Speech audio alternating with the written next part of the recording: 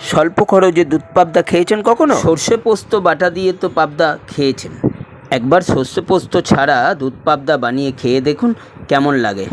কড়াইতে তেল গরম হয়ে এলে সামান্য একটু চিনি দিয়ে নুন হলুদ মাখিয়ে রাখা মাছগুলো এক এক করে দিয়ে হালকা ভেজে তুলে নিলাম। মিক্সিতে কাঁচা লঙ্কা, আদা, পেঁয়াজ ও চীনাবাদাম একসঙ্গে পেস্ট করে নিলাম। কড়াইতে তেল গরম হয়ে এলে পেস্ট করা মশলাটা দিয়ে কষিয়ে নিলাম। এর মধ্যে দিলাম হলুদ গুঁড়ো, লঙ্কা গুঁড়ো, জিরে গুঁড়ো, ধনে গুঁড়ো, আবার ভালো করে কষিয়ে নিলাম।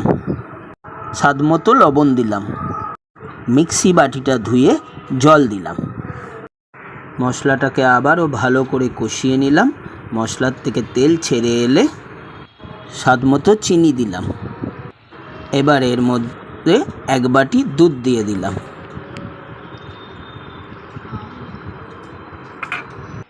ভালো করে নেড়ে চেড়ে ফুটে উঠলে পাবদা মাছগুলো এক এক করে দিয়ে দিলাম।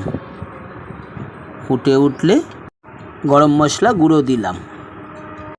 ভালো করে ফুটে উঠলেই হয়ে গেল আমাদের দুধ পাবদার রেসিপি। রান্নাটা যদি ভালো লাগে লাইক, কমেন্ট, শেয়ার, সাবস্ক্রাইব করতে ভুলবেন না যেন।